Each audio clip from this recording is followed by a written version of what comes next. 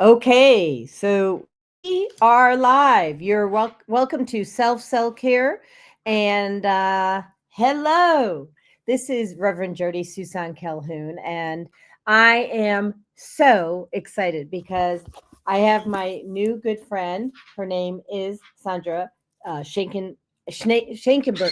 She's going to have to pronounce her last name for me. Um, I want to just give you a little information about Sandy. Sandy and I actually went to the same high school, Barrington High School in Barrington, Illinois, and never knew each other. Irony or not. And she wrote this amazing book, The Housekeeper's Secret, which we're gonna talk about right here. Okay. And I encourage you to go to Amazon and purchase this book, and we'll get you a link for that during the show. Um, the beauty behind what Sandy wrote is that it allows people to self heal and gives people permission to use their own voice. And I'm beyond thrilled to bring her onto the show. And before I do, I just want to so because I don't have it memorized, I am going to give you a little bit of information about her. Okay. She holds a BS, a Bachelor's of Science in Finance and International Business from Arizona State University. I went to University of Arizona, by the way. So we have certain things that are integrated. And she has an MBA in finance from USC. And after leaving corporate finance, her corporate finance career in 2010, she pursued a creative nonfiction nonfiction from Rice University. She, like myself, loves to hike. She likes skiing. I don't do that anymore.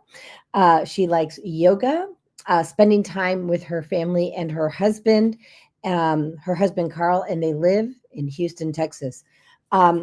She wrote this amazing book, The Housekeeper's Secret, a compelling memoir of love, secrets, and survival. And without further ado, let me bring on Sandy. Hi. Hi. So, what an amazing soul that you are. And Thank you. thank you for being here and taking the time to share your wisdom. Um, Before we get started on this show, I just want to do a disclaimer. Sometimes we discuss medical things. And so if we're going to just state that everything that we say is for entertainment purposes only. And if you need to get real information, please go see a medical doctor. And like that, I think that kind of covers it.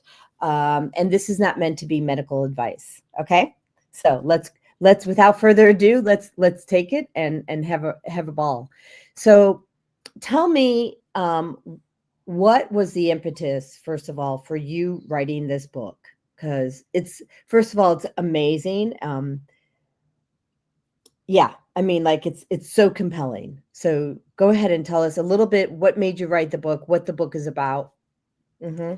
Absolutely. Well, thanks for having me on, Jody. This is great. I can't believe we're connecting from way back when, even though we didn't connect back then. Right. What really triggered me writing this book is that Lee Matoyer, the housekeeper, asked me to write her story on her deathbed. Now that was 30 years ago. Wow. And I didn't know her story when she asked me. I only knew the story that she told our family when she arrived, which was that she had a husband and son, and they were both killed in a car accident, and that we were not to ask about them because it could throw her into shock.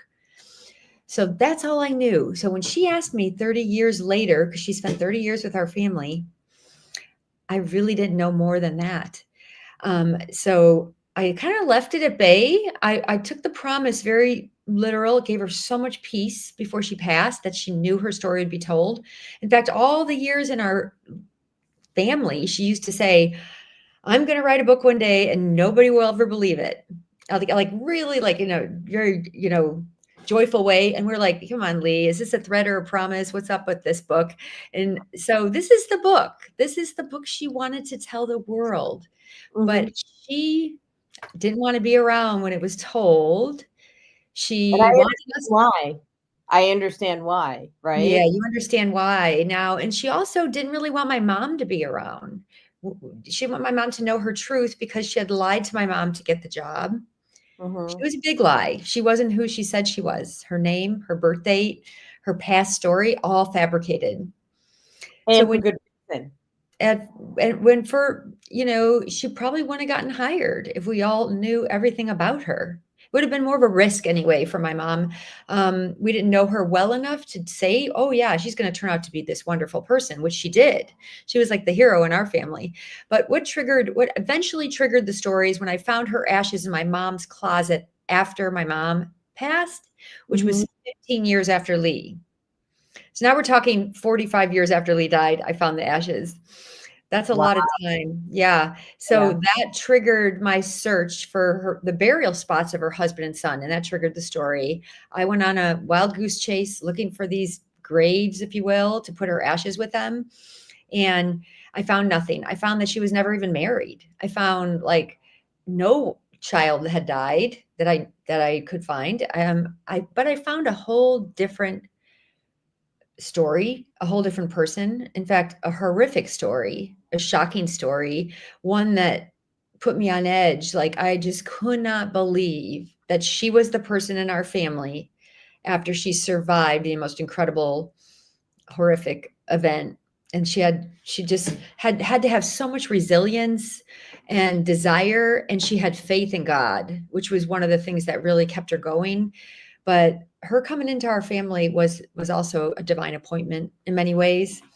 We just felt like um, her being there not only protected us from many of the verbal abuse that we received from our father, but also kept us in wisdom and helped us with reason. There were so many questions about why our family was so chaotic and unable to really manage. My mom was falling apart at the edges after years of dealing with my dad, and I think Lee gave her voice of wisdom, and somehow Lee knew so much, and my mom was like, how do you know so much? Like, how do you know all this? Like, Right. And so here's the thing, what people don't understand, or maybe some do, mhm, I'm 61, right? And so yeah, and now understand is that, um, well, in this case with Lee, she was able to be a stand for your family mhm, because she knew trauma, yes, right?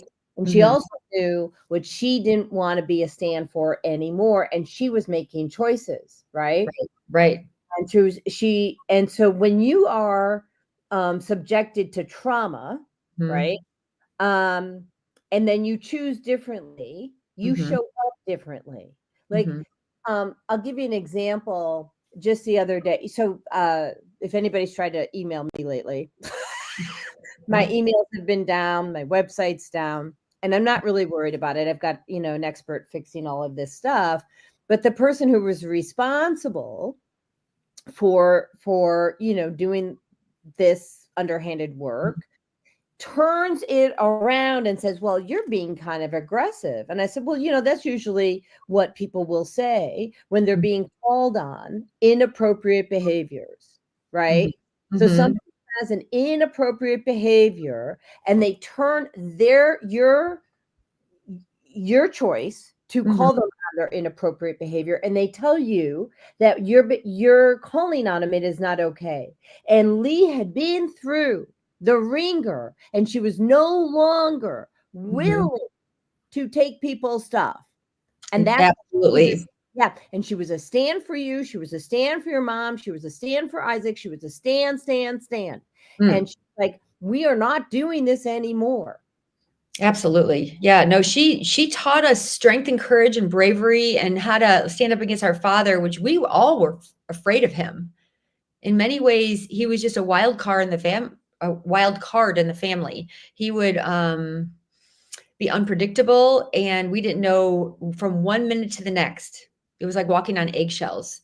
And Lee had some wisdom as if she had been dealing with that before. Like, my mom said many times, where did you get that wisdom? And she said, well, I read a lot. And she goes, do you mind if you share your books with me? It's just this Right? really sweet Can I comment. have that book? You should buy Sandy's book. And Sandy, if you want to put your link to your book in the private chat, Okay. I want to talk about the synchronicity. So you had a TBI at the age of 14. Yes. I was hit.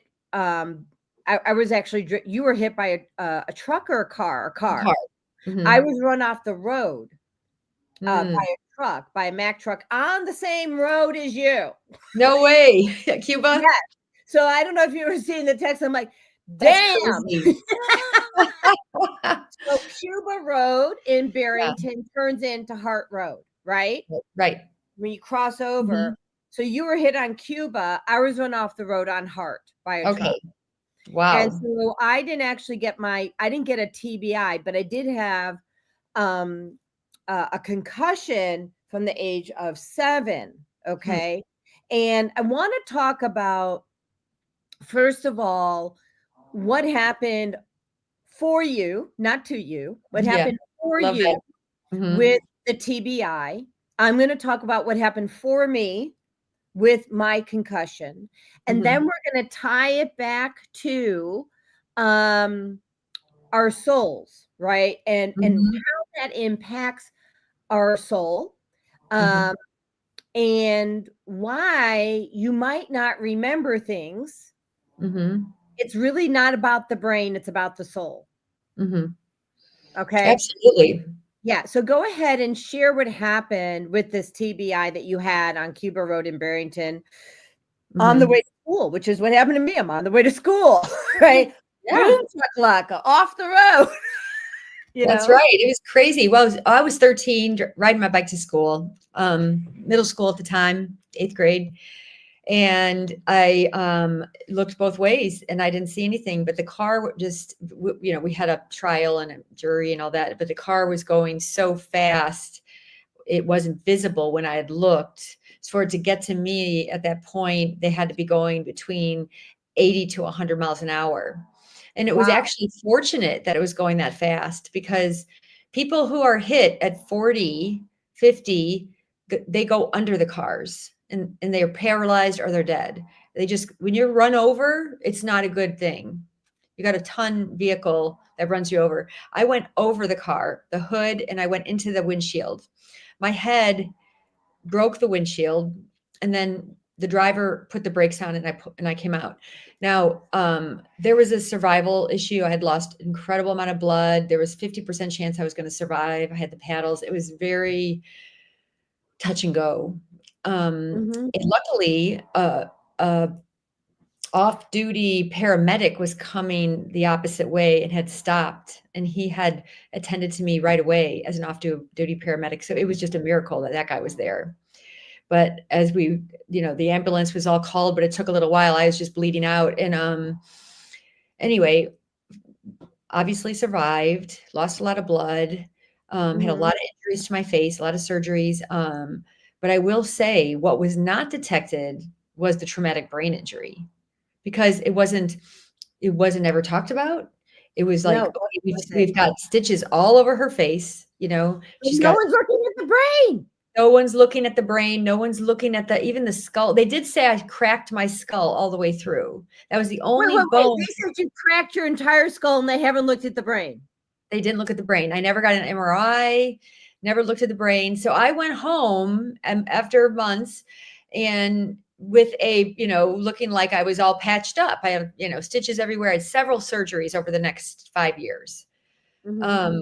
But what they didn't ever, I never went to a neurologist. I never went to anything, but there was just an obvious thing. Something's wrong with me. I mean, Lee and So I what were, were your symptoms? When you say there are obvious things wrong with yeah. you, what were your symptoms? I know what mine were. Go ahead. Yeah. Well, I had the memory of I could remember something for a nanosecond. You tell me I'll do it. I'll do it. Yes, I'll do it. But I wouldn't remember the next second. I couldn't keep my balance. I fell down a lot. Mhm. I didn't remember a lot of birthday. I didn't remember my childhood, like different things that happened. Like we'd be at the dinner table talking about this incident or this vacation.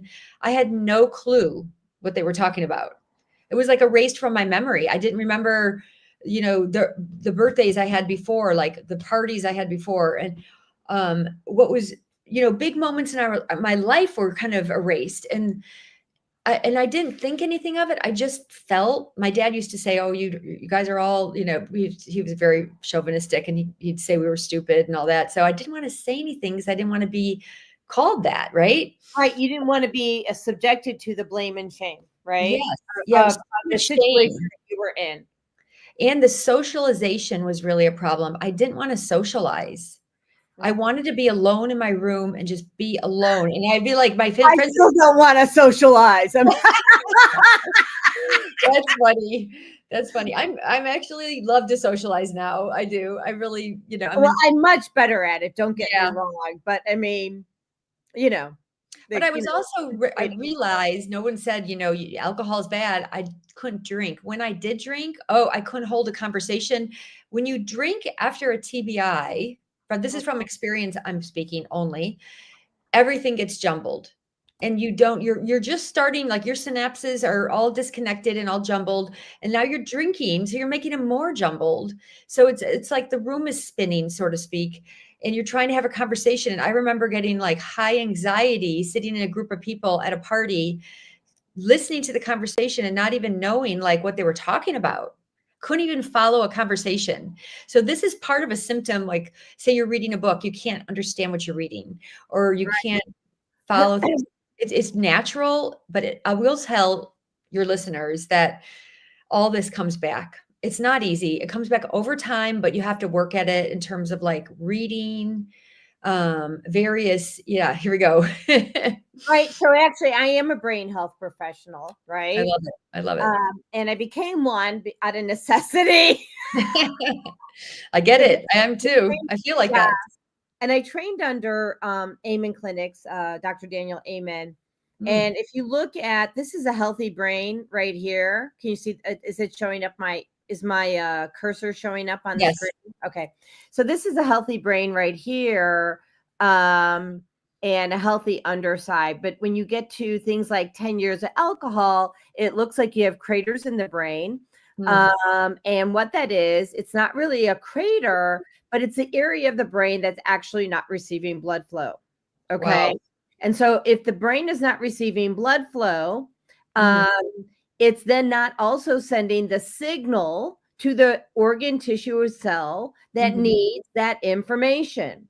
Now, so that's just the science on things. Of course, go ahead and see a doctor. This is just for entertainment purposes only. So which brain do you want?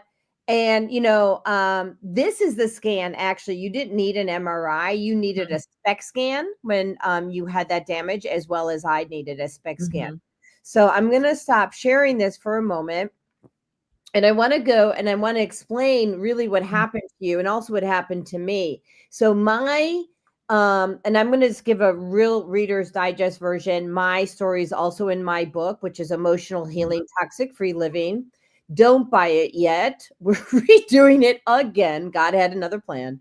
And we're and I have the right person. I just want to tell you guys this. If you are self-employed and you need to hire out, ask God if that person's yoked with God, because if they're not yoked with God, it's not going to go well. Okay. So for me, I was 7 years old. I was an equestrian. I lived at the time in Highland Park, Illinois, a few years before I moved to Barrington, Illinois. And my horse Jarful dug a hole with his hoof at the front of the stall door. Okay.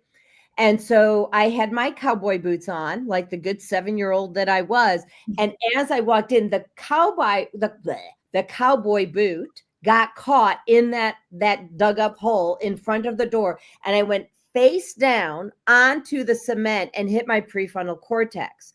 Now, at the age of 8, I'm in the 3rd grade. Okay. And I have the letter in the other room here from Miss Wallishin, who was my teacher at the time. And she says to my parents in writing, Jodi's finally starting to understand full sentences. I am 8 years old. Oh my God.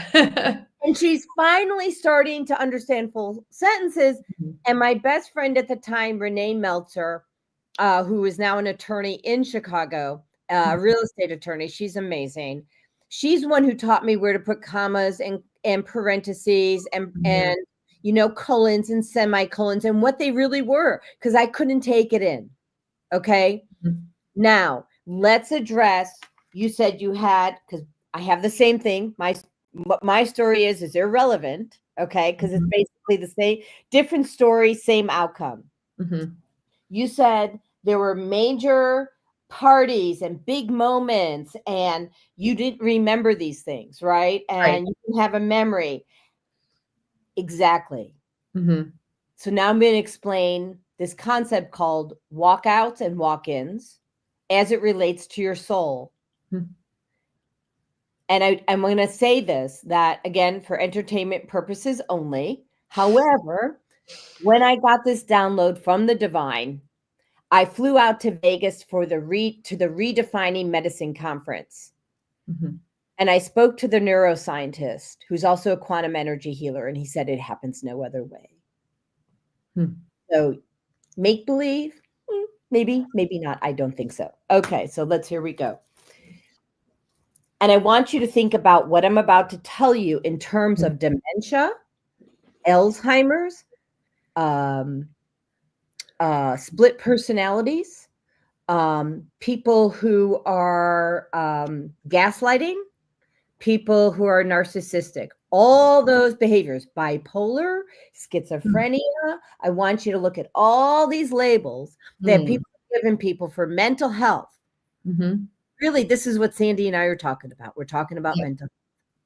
Totally. Yeah. So the person, in this case, both Sandy and I, and by the way, I've witnessed this by many, many people, okay? Because it was happening so often, I prayed to God and I said, God, tell me what I do not see. And I am very strong, and I mean very strong quantum energy healer and medical intuitive. And I would not have said that before, but I am wearing my crown. What God told to me was this. The body, the person, their spiritual body is so traumatized, because what we're talking about is trauma. It walks out of the physical body.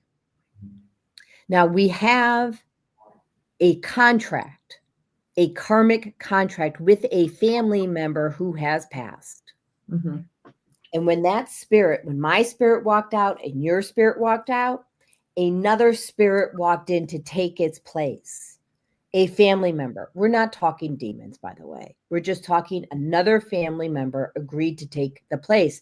And you can't remember, and I can't remember these events, because why? We weren't there. Weren't spiritually there. So if you are not spiritually in your physical body, you are not receiving your gifts. That's number one. So to be anchored in your heart with God is the most important accomplishment that you can possibly have in your life, because with God, everything happens. Everything. That's true. I also associate this with an identity crisis. Identity crisis is a definition that, who are we after we hit our head? We are physical, but spiritually we're different. We see different. We're maybe even, some people are less connected to a higher power. Some people are more connected to a higher power because maybe they've crossed over and come back, or maybe have some kind of gift that that brought back with them. All day. So, and I talked to Dr. Patrick Porter about this, CEO of Brain Tap, which is, this little giddy right here. So he says while we think it's happening to us, and I'm not fully quoting him, he can speak for himself. While he thinks it's happening to you, it's really happening for you. This event opens up your consciousness in a way to connect to God actually at a deeper level. And there are a lot of interferences in this world. In implore you all to check out Rudolf Steiner and what he has to say about these interferences, the jab, the carrot juice, whatever you want to call it, that interferes with our ability to connect to God. He refers to it as Western medicine interfering and protecting us from spiritual madness. Right. Right? Protecting us from spiritual madness. Really? That's crazy. But I would say on that note is that we all are agents of our own souls, you know, and what happens to us when we come through a trauma, like traumatic brain injury, is that we have to get to know the new person you are, get to know who we are, what we remember. Our soul remembers things. Our body remembers, our physical body remembers movement. It remembers a lot. Like I think what happens is you have sort of a selective, or it's not even consciously selective. It's what comes through and what doesn't. But over time, there's this stronger connection of what those gifts are that you're talking about that come through. And I always felt like I kind of knew without knowing something else is out there. Like, you know, you just know, it's just knowing that, first of all, it just plain and simple is I survived the unsurvivable. So just knowing that there's a God, and what I'm supposed to do with that is my job, my purpose, whatever that is. That just puts a kind of like an assignment on you, you know, a natural. Absolutely. So, you know, my story wasn't around the my story was not around the concussion that I got, right? My story was around the misdiagnosis that I got, which was a function of the concussion. It was a function of being exposed to all the interferences, the 5G, the cell phones, the toxins in the food and the water supply. And, you know, but at the end of the day, it's all the same, right? So what are we going to do? And it became my sole purpose to be that conduit for people to know that they have a choice in the matter. There's so many people who think if they have a TBI, that's it. And it's not, is it? Look at you. I mean, look at you. Look at how great you are. Oh, that's really sweet. I'm not that sweet. Ask anybody. I'm honest, but I'm not that sweet. And this is Sandy's book, right? The Housekeeper's Secret. And I did put the link in the thread, but it's really, really long link, and I don't know why. So I encourage you to go to Amazon and go to The Housekeeper's Secret, a memoir by, Sandy, pronounce your last name for me. Schnakenburg. It's Schnakenburg. Yeah, Schnakenburg. Okay, because I just messed it up. Sorry. But I really encourage you to reach out and listen to her book, because you see, trauma, having a TBI is just one trauma to the brain. Abuse is trauma. Physical and emotional abuse is trauma to the brain. When you walk into a room, I'm redefining that, okay? When you walk into a room that's filled with chemicals, that is trauma to your brain. Right. Well, I will want to say something to the listeners about what do you do about a lot of the anxiety, the depression, all these different emotional consequences of having a TBI. It's not just medicate. I'm not a big fan of medication, but sometimes the brain needs a medication to kind of like cool down the synapses that are firing too much or something like that. I'm not a medical doctor, but I just do know that there was a lot of firing of the synapses going on. I never had medication ever, but I did learn. I was ADHD, like seriously ADHD all my life. And I couldn't, that was part of and OCD, all the things that make it a miracle that I wrote a book and had to sit down and to sit still. But that's because I finally realized that I never calmed my mind. I had like a monkey mind. I never calmed it because it was always trying to keep engaging in stimuli, like keep it going in case it goes dead again, kind of thing. So on the contrary, yeah, I So ended up, you had a thought virus that yeah. said if you calm down, you might die. Yeah, well, I'll be empty. But then what I did is I took transcendental meditation classes.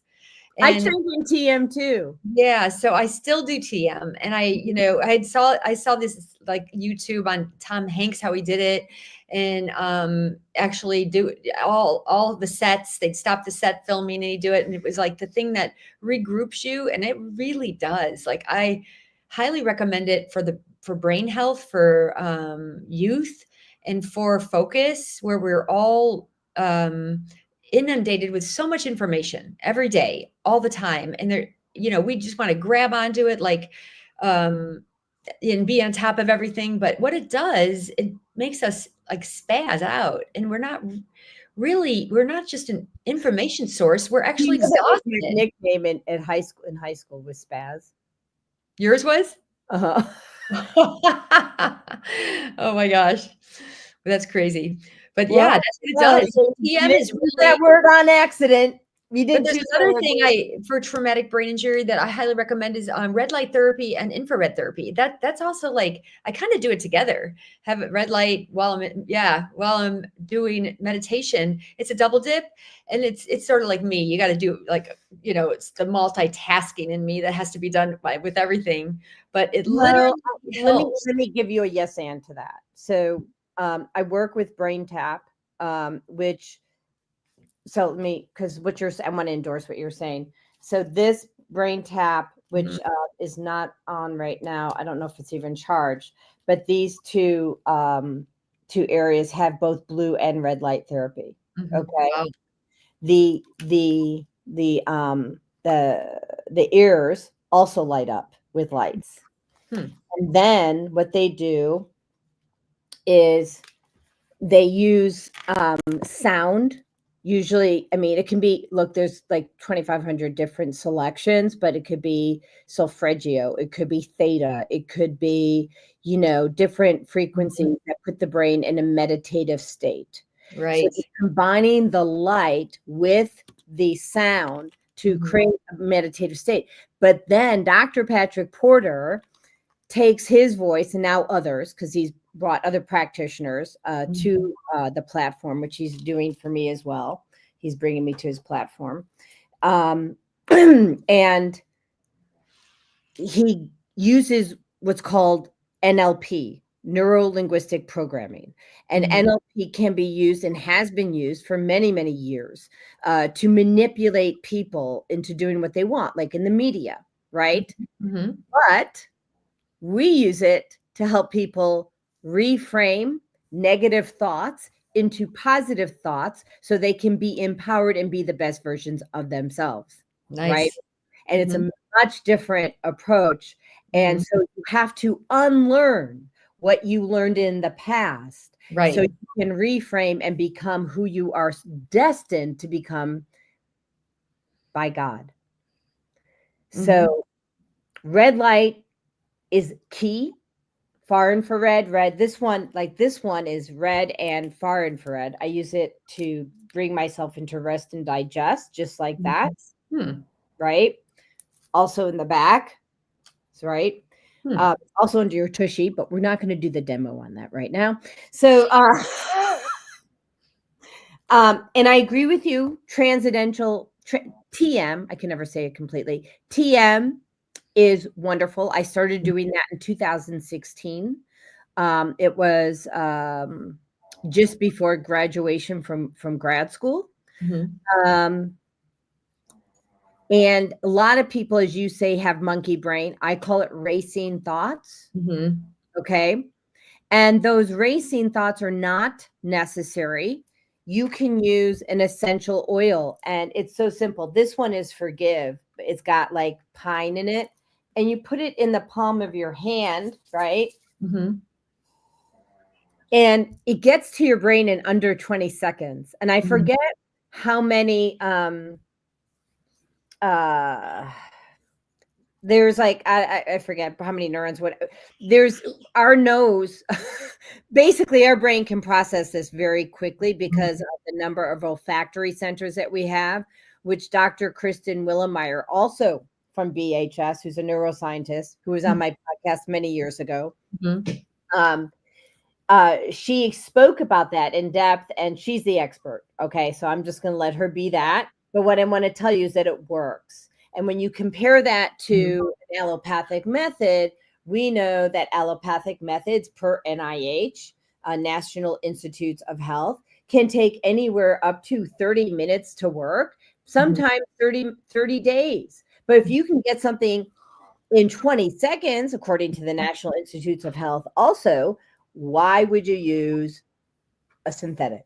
Right. And there's also like a quality of essential oils. I mean, I really like Young Living or doTERRA. They have really good products. I think there's a lot of products that are diluted or maybe just over at the pharmacy that don't really have the strength that you really could use in some of these very carefully prepared essential oils. But there's another one called methane blue. I don't know if you've heard of it. Um, Mm-mm. it's a drop you put in water and it brings oxygen. It helps oxygenate your brain. It helps with people with TBIs. It's specifically for TBIs. Mm. Methane blue. You can get it on Amazon. It's not that expensive, but Robert Kennedy was caught putting it in his water on the plane just the other day on a YouTube, and I sent it to my friend, and he was like, "I saw that." He goes, "That's just something that's kind of talked about now, but it's also research has been done, and there's tons of research of how it's healthy to have more oxygen in the brain for healing, and it's for anti-aging." Well, this is as well. Germany. This is the hydrogen water. Yes. You know that works as well. And Mhm. I work with Echo Water, and I think they're out of Utah, actually. Oh, Um, okay. and so there are, I think, about 1,300 studies about using hydrogen water, and in conjunction with what you were speaking about, Mhm. red light therapy. Mhm. It's a game changer, right? And Right. so this is the travel version that I Mhm. use, but there's other versions, and we're not here to like sell that. Yeah. Well, it's So all related to healthy body. Hydrogen is really good for you. It helps travel helps with cellular level, like methane blue helps the mitochondria of the cell, like the red light therapy and the infrared. exactly, exactly, and Yeah. so does the hydrogen, Yeah, and right? so does one of the things that's really is the oxygen hyperbaric oxygen tanks. HBOT. So Mhm. one of the things they didn't have that in the day when I had TBI, when nobody knew I had a TBI then, but even today, like if you had a TBI 25 years ago or 50 years ago, like me, it still helps because oxygen tanks, we really only breathe in a small amount of actual oxygen. When you go in a tank, it's like 98% oxygen. It's compressed in a tank and it gives you energy, heals, it helps with depression, anxiety. I mean, I've done it for like a series of it to see how it worked, and it's hard to measure any of these things because they're so natural and it's like a cellular recuperation of damaged cells, but you just feel overall better, and that's probably what the bottom line is that Yeah, you're doing Gary things to Brecka help. talks about this as well. Are you familiar with him? Who's Gary that? Brecka. Gary Brecka. Oh yeah, I've heard of him. So I met him in person here in Georgia just a few Huh. weeks ago. Brilliant man. And he talks about the breath work. Oh, breath So, work is really in now. Yeah. right. And so when you were saying about how we're not getting oxygen, he took people through this process about getting Mhm. breath work and getting sunlight and meditating. Because honestly, let's say Mhm. you don't have the money and Mhm. you just need to get healthy. Well, there's 3 free things you can do: Yeah, breath there you work, go. sunlight, and what did I say? Meditation, Yeah, right? right. Grounding too. Go walk outside barefoot. Yeah. Yeah, grounding is a big thing, and people have grounding sheets now, like bed sheets that ground you somehow. I do. Yeah, I do too. Yeah.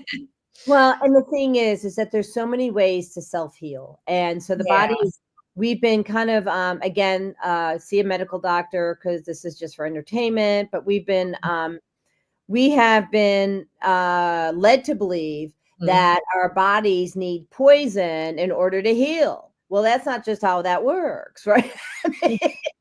um, I don't think, I mean, if you believe in God, okay, if you're listening to this and you believe in God, and he created us in his image, do you really think that he said, yes, Mhm. now, in order to be the best version of yourself, drink the poison? Just think about that for a minute, Mhm. Well, right? we're not told it's poison. One, we're told that it's going to fix us. So we want to get better. And people that have ailments, they don't understand like well, here's the thing. There's a book called, our body is our mind. I forgot the body is our indicator of everything. So you got to listen to your body. And if Yep. you feel sicker or don't feel like something's helping, then that is not what's going to help. I'm It's going to like, share you a book too, right? Keep talking. well, it's body keeps the score. That's it. Body Oh, keeps the right. score. And it's It's really different. good for brain injuries and memory or anything that you need to read your body first, listen to that, and then decide.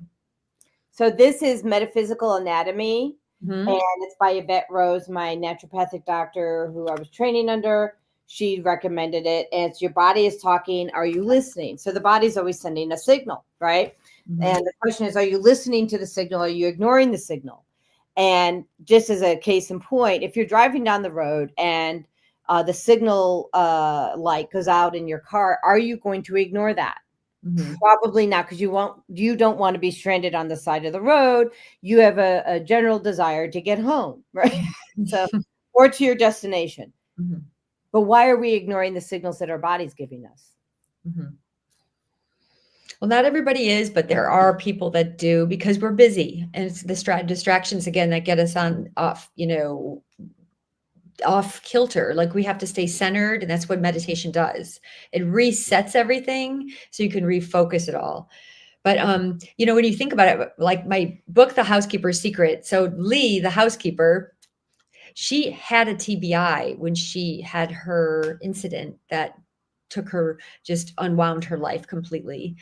And it took her about 20 years to get back on her feet completely. I mean, she went through so much, but that TBI back in the day, she had ECT, electrical shock therapy, Mm-hmm.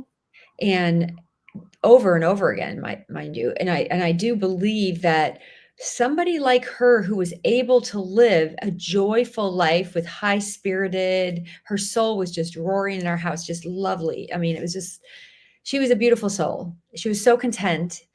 And how does that happen to somebody who is so violated in so many ways and so long a violation? So I ask that question a lot because like Viktor Frankl talks about this in his Holocaust stories, the meaning of life, like how do people actually, survive and thrive after horrendous incidences? And these are our brains are altered, our memories are altered, our psychological is altered. And what happens is, you make a choice. Everyone makes an internal choice. Jodi, you made a choice after your accident. I made a choice after my accident. I was going to fight back or give up. What is it? Huge. People, sometimes it's hard. It's hard to be making baby steps every day, but feeling like you're getting nowhere. But these are the things that get you somewhere, is everything matters. Every Yeah, little thing you everything do. matters. Your Mhm. choices, your thoughts matter so much. People don't understand.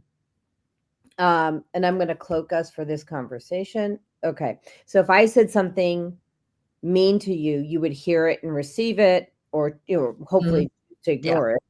Um, but then if I said something, if I thought something mean about you, okay, and you Mhm. weren't in the same room, what people don't understand is that you still feel it Yeah. because we're energy. We are energy. Yeah. Yeah. So what are we choosing? Mm-hmm. And if you accidentally have a mean thought about something, Mm-hmm. someone, send them back love. Mm-hmm. Lead with love. Mm-hmm. That's right. And to begin, like, you almost have to look in the mirror. Everything that comes out of your mouth is going to come back. All day. Yeah. You really do. You have to remember, like, when you're really upset about so-and-so treating you a certain way, you got to just, like, let them forgive them and move on. There's actually a new book called Let Them. I'm reading it. I'm I reading just it want to too. say Oh my like God, it's 30 weird that I'm reading minutes it because I just picked it up. I'm reading it now. Mel right. Robbins. And it's so important. So what I want to say is,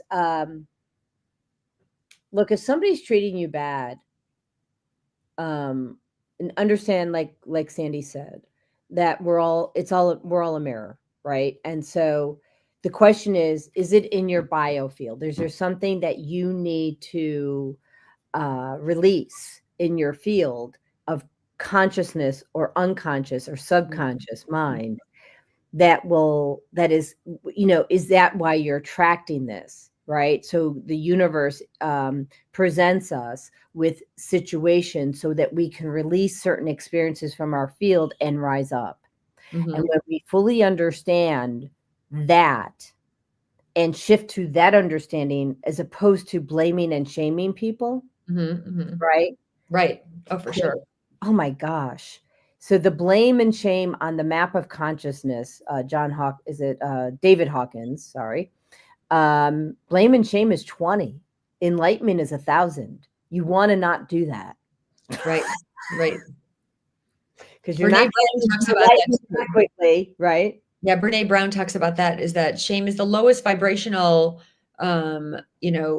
thing that you could do to yourself, is have shame, because it's so low in vibration. It exposes you to darkness and things that are unhealthy or not spiritually uplifting and not good, vibes. It could even get you off the tracks, like into not God's purpose, but just fall off your purpose a little Well, you bit. can write a contract with someone you don't really know that you're writing a contract with. Mm-hmm. Right.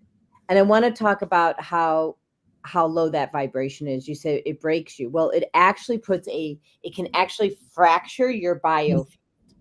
Okay. Wow. So if your biofield, okay, your spiritual, your etheric field is broken, which Mm-hmm. also can get broken from low vibration, alcohol, drinking alcohol, taking drugs. Shoot, my biofield was broken for probably most of my life. Okay. So so we're not blaming and shaming here, right? We're letting you know that it is critically important to yoke with God, understand these experiences as lessons that you now can release. Yeah. Okay. I'm not saying we don't all have low moments. Mm-hmm. It's what you choose to do with that low moment Mm-hmm. that drives the outcome. Right. So when you're listening to spiritual advice, Mm-hmm. you're in a room by yourself and you're listening to spiritual advice, I'm going to tell you that if love is not in your heart, Mm-hmm. you're not listening to God. You're listening to the other side. So love has to be present. And if you don't have love present, you need to bring love and have God guide you. And Mm-hmm. I don't care which God you choose as long as it's a higher power, right? It can be Jesus, it could be Yahweh, it can be Buddha. Jesus shows up in all different forms, so choose, right? Like, I'm not here to tell you how to choose your spirituality or your religion, but I am telling you to live with love, lead with love. Mm-hmm. Well, that's a good message. I think it's a really good message, because it was like love and light, really, like love, like always keep yourself in that spirit of God, and you just attract things start attracting to you. In fact, you can even put out there what you want in your life, and it starts coming to you. This is one thing about the Housekeeper secret, how you say, where did the book start? Well, Lee manifested the book back in the 60s when she said, I wanted to write a book one day and nobody would ever believe it, right? And everyone says, well, that's really interesting. The book came out about her secret that she kept for all those years, 30 Mhm. years after she died, right? But it was already manifested like years ago. So somehow or another, even the most unlikely person, which is me, was asked to write this story because I wasn't a writer. I was in finance. I was in corporate finance. I was living in Australia. I was doing other things. And then when the time came, I started asking questions about what she really wanted me to write and researching. It just kind of this space kind of opened up in my life for it. And it was every time I quit, I was gnawed and tapped on the shoulders in my sleep. And I literally had signs of, you got to do this. You got to get this done. You're not quitting now. And then people would call me the next day or come into my life, or something would show up on my computer that would be like, I'd call and it would help me over that hump, the next hump of the book. I mean, there were so many, hurdles to overcome of somebody who didn't know how to really present a story in a healthy way, but yet the right people came into my life because it was supposed to be done. Well, and I really want everyone to really anchor that concept in, right? Because this was a divinely inspired book. Mm-hmm. And so God's like, well, I'll just send her the people she needs. If you are divinely inspired, like Sandy is, okay, you don't have to have all the skill sets. You don't have to have all the pieces. God will provide. Just keep your, mission going, right? Because that's how it happened for you. I know that's how it happened for me. Mm-hmm. You think I had all the pieces? Right. Yeah. I mean, I don't think anybody feels like they have it all. In fact, I read on writing, I think is it John Grisham? And it's not John Grisham, it's the other guy. I don't know. Anyway, that book is really good because he says in such a humble way, he's got hundreds of bestsellers, and he's just like, every single time I tackle a story, I'm humbled and in awe that I don't know what I'm doing. I don't know. And I need to seek that, spirit to help me get the story right and figure out what story I'm actually going to write. I mean, I think there's a balance between plotters and prancers, like right, left brain people. I'm ambidextrous. I'm like a little bit of both, but plotters, like, yeah, really do outline a story and try to fix it all like in order exactly how it happened. And then there's the prancers who really just listen to spirit and get, have intuitive signs of what their characters look like and what they're going to do and how they're going to make the story, work. And it's really interesting because I've worked with both sides, complete plotters and complete prancers. And I found myself right in the middle. And it's like, know your brain. It's all about knowing your brain. And I know my brain and I know my limitations to my brain, but I also know my expansiveness to the brain. Like, it goes places that I don't know anything about and it figures it out. Like, that's what it does. Isn't that cool? Yeah. And then there's night school, right? Where, while we're sleeping, we're doing work with, we're collaborating with the people we need to collaborate, and we're finding them up in the ethers, and we're bringing them into our field, and all of a sudden, oh, we meet this person. You're just what I was looking for. And so, here's the thing. I want to go back to just for a minute, and I see we have 6 minutes left because I could talk to you literally all day long. Oh, thank you. So, what people need to understand is a TBI, first of all, is not going to end your life. All right. And you can choose to think that way, or you can choose differently and know that God always has a plan. Okay. So that's number one. Number two, you can reach out if you have information or you have questions about what the tools are for TBIs. My brother had a TBI as well as my husband. And so I helped them both. And, the thing is, not only can you be functional, but you can be even more functional with a TBI than you do without it, because you have as Sandy was saying earlier in the show, access to greater consciousness, because you're no longer confined to these programming that you had as a child. Mhm. And I do believe that for both of us, it was actually a Yeah. gift for us to lead others into unlearning their past and to create a future based out of nothing at all whatsoever. Like whatever, like what was your dream, right? When you were a kid, what was that? Good, go for that. Yeah, absolutely. What else would you like people to know about before we complete on the show? I have like so much compassion for people who have struggled through, any kind of TBI or memory or brain condition at all. And I have a poem that's called The Soul Remembers. I just want to read it. It's very short. Oh, please. I don't know if you know it. It's called The Mind May Falter, the Body May Break, but the soul, it lingers, it learns, it wakes. Memories may slip like sand through their hands, yet the heart beats on and it still understands. You are more than the moments you forgot, more than the struggles, the trials, the regret. Even when silence replaces the words, the soul sings songs only the heart has heard. You are not lost, though the path may be new, your light still shines. Let it guide you through. Wow. Yeah, it's just a sweet thing to say, like for people out there who are suffering, really, there's just like, it's just time is a healer of all things, You didn't say who authored that. I didn't have it. I don't have the author on it. It's not, Okay. wasn't offered. Okay. Well, it feels like that's something you would have authored. It does. It feels so much like you.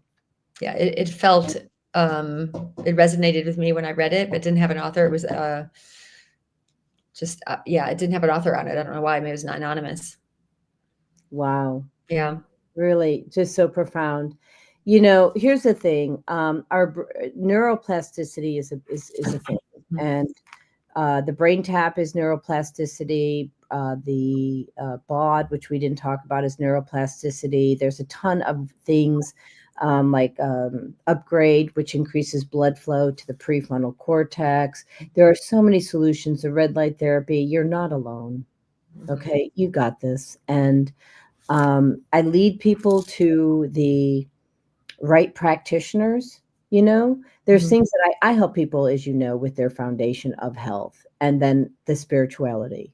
But when you have a foundation of health, meaning you've got the clean water, you've got the right nutrition, your lifestyle, right, is modified so that you're viewing your body and serving your body as sacred space. Sacred space, because that's what your body is, sacred space. When you're doing that, we'll get you to somebody else who can take your health to the next level. And I've got a team of amazing practitioners that will do that for you.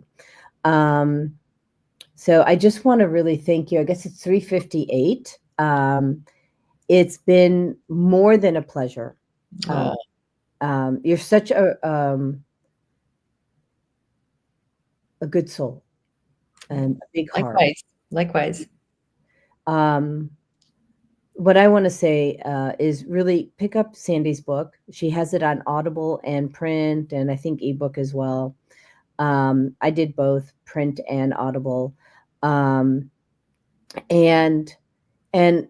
lead with love. Everybody, follow what Sandy does. She leads with love, and when I say leads with love, she starts with her heart first, and she lets her heart drive her actions, her brain, her executive center. Okay, so, and I think that's what we learn when we've hurt our brain. We have to feel. Yeah. This is an opportunity to feel. So, well, thank you for that, Jodi. Thank you for having me on too. This has been wonderful. Yeah, likewise. And well, I don't feel like this is our last show. So I think my book This book then. my book is coming out. I actually found somebody to reformat the entire book. Wow. Yeah, and